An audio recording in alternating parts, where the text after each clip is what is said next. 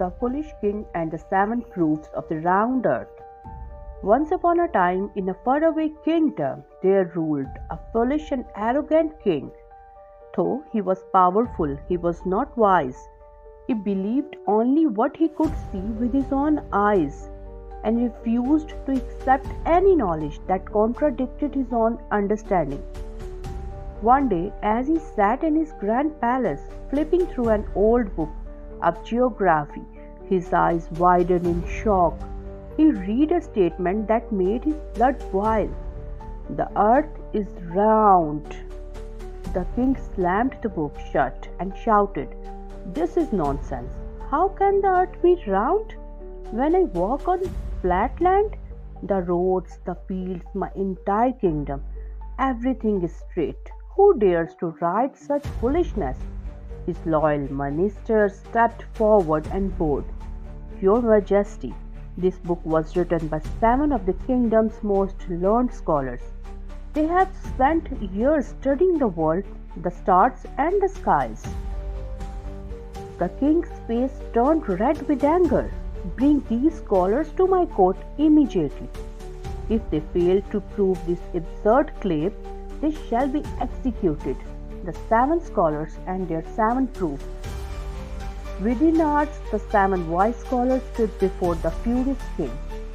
They knew that proving the truth to a stubborn ruler was no easy task, but they were prepared. The king glared at them. "You have written that the earth is round?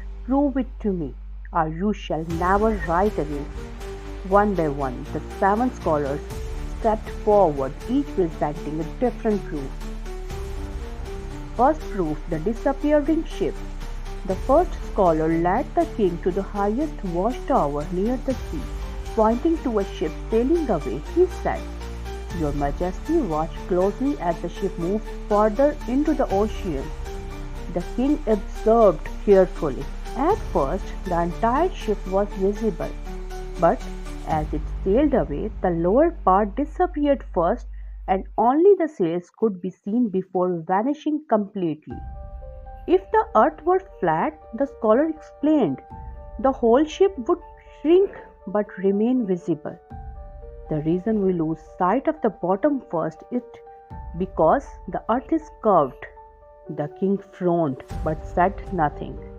Second proof, the shadow on the moon. The second scholar took the king to the palace rooftop at night. He pointed at the full moon. "During a lunar eclipse, Your Majesty, the earth's shadow falls upon the moon. Look closely, it is always round." As the eclipse began, the king's eyes widened. A curved shadow slowly covered the moon. "Only a sphere can cast a round shadow from every angle," the scholar said. "If the earth were flat, the shadow would be a straight line or some other shape." The king stroked his beard. "This is unusual, but I am still not convinced." Third proof, the starry sky. The third scholar led the king to the desert, far from the city lights. "Your Majesty, look at the stars in the sky. The patterns change as you travel north or south." The king looked up. The scholar continued, "If the earth were flat, the same stars would be visible everywhere. But travelers going from north or south see different stars. This proves that the earth is curved." The king narrowed his eyes but remained silent. Fourth proof, the higher you go, the farther you see. The fourth scholar took the king to the top of a tall mountain. "Your Majesty, look at the horizon from here. You can see much farther than when you are on flat ground." The king looked and realized it was true. If the earth were flat, the view would remain the same no matter where you stood. The reason we see farther from higher places is because of the earth's curvature. The king sighed. "This is great, but I need more proof." Fifth proof, the earth's shadow on a well. The fifth scholar led the king to a deep well at noon. "Your Majesty, stand here and look inside the well." The king peered in and saw the sunlight reflecting perfectly at the bottom.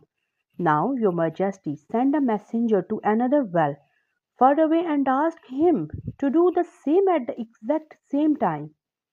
A rider was sent. When he returned, he reported that the second well's shadow was different. If the earth were flat, the scholar explained, the sun would cast the same shadow in the both wells. But because the earth is curved, the shadows differ.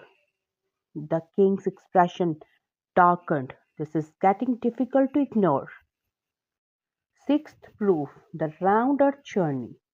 The sixth scholar suggested an experiment. Your Majesty, send your best rider straight in one direction. If the earth is flat, he will reach the edge, but if it is round, he will return from the opposite side. The king sent his bravest rider. Months later, the same rider returned from the opposite side of the kingdom. The court gasped. The king's face turned pale. Your Majesty, the scholar said, this proves that the earth has no edge. It is a sphere. Seventh proof, the king's own experience. The seventh scholar said, your Majesty, now you must experience it yourself. Ride on your royal elephant for a long journey. For days across his lands. At first he saw his castle in the distance, but as he moved forward, the castle disappeared behind the horizon, just like the ship had at sea. If the earth were flat, the scholar later explained, the castle would remain visible no matter how far you traveled. The king finally believes. The king sat in deep thought. He had always believed only what he could see, and now he had seen the truth with his own eyes. One evening he picked up a small golden apple and rolled it in his hands, looking at the moon, remembering the ship, and thinking of the rider's journey. He finally understood. He gathered his coat and declared, I was a fool to reject knowledge. The earth is round, and truth remains the truth, even if I do not believe it. He turned to the scholars and said, from this day forth, knowledge shall be honored in my kingdom. We shall learn from the wise, not punish them. The court erupted in cheers. The scholars were honored with gold, and the kingdom became a land of knowledge and discovery. And so the foolish king became a wise ruler. Truth does not change no matter who denies it. Always seek knowledge with an open mind, for wisdom is the greatest power of all.